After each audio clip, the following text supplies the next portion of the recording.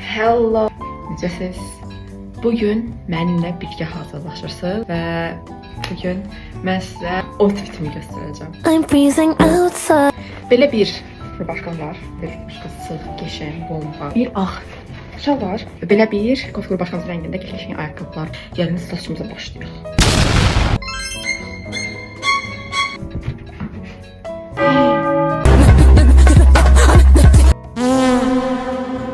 Götürürük. Biliyor.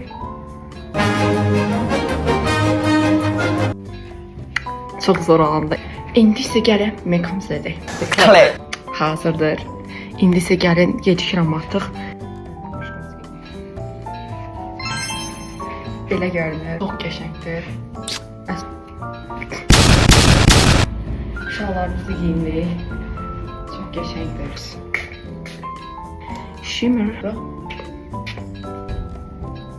And also, belə bir çantamız var. Bir iki aksesuara baxın. Belə.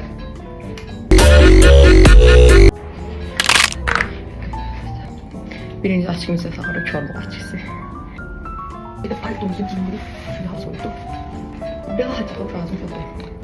Giyinəcəm, çöldesinə görüşək.